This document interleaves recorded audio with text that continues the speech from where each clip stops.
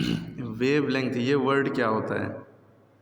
Wave length, ये word क्या होता है? पहले तो इसको समझ लिए कि हर चीज़ का, जैसे फोर्स को F से डिनोट करते हैं, एक्सेलरेशन को A से लिखते हैं और वेलोसिटी को V से लिखते हैं। इसी तरह वेवलेंथ को किससे लिखते हैं?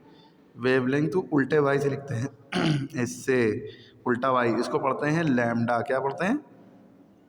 लैम्डा। ठीक है, क्लियर है? और वेव लेंथ में इसका आंसर इसी में वर्ड में छुपा हुआ। वेव लेंथ माने लंबाई, वेव की लंबाई। वेव आप जानते हैं ये लहर होती है, ठीक है। अब जैसे मान लिए कि ये है एक लाइन और ये हमारी यहाँ से यहाँ तक की एक वेव कंप्लीट हुई, तो ये यहाँ से यहाँ तक की कहलाएगी वेव लेंथ। क्या कहलाएगी? Wave length. क्या कहलाएगी? Wave length. ठीक है, यहाँ से यहाँ तक की दूरी क्या कहलाएगी? Wave length.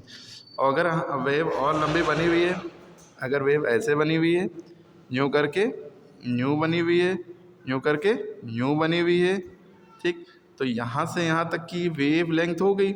लेकिन अगर हम दूसरी लैंग्वेज में, बुक में जो लिखी होती है वो ये लैंग्वेज लिखी होती है, ये जो है इसका ये वेव का ये पार्ट कहलाता है क्रेस्ट। क्या कहलाता है? क्रेस्ट। वेव का ये वाला पार्ट भी कहलाता है क्रेस्ट। क्रेस्ट माने चोटी यानी टॉप, है ना। तो यहाँ से यहाँ तक की जो दूरी होगी ये भी वेवलेंथ कहला सकती है, ठीक। वरना आसान भाषा में जो एस है यही वेव है, वेवलेंथ है, इतनी ही बड़ी। और दूसरा तरीका ये होता है, ये ट्रफ होता है, ट्रफ, टी से ट्रफ, ये नीचे वाला पार्ट, और फिर ये वाला पार्ट भी ट्रफ होता है, TROUGH, ठीक है। तो यहाँ से यहाँ तक का वाला पार्ट भी, ये भी वेवलेंथ है। आप ये डेफिनेशन लिख लिए, distance from trough to trough और crest to crest is called wavelength, या distance of length of the wave is called wavelength, ठीक। वेवलेंथ ज़्यादा होगी तो फ्रिक्वेंसी कम होगी, क्योंकि एक फॉर्मूला आपको याद रखना, v is equal to n lambda, n lambda या एफ लैम्डा। एन को अगर नीचे भेज दें तो v अपॉन एन हो जाएगा, बराबर लैम्डा। एन नीचे चला गया ना, तो यहाँ से अगर हम v को हटा दें, कांस्टेंट कर दें, तो आपको ये दिख रहा है एन नीचे है और लैम्डा ऊपर है।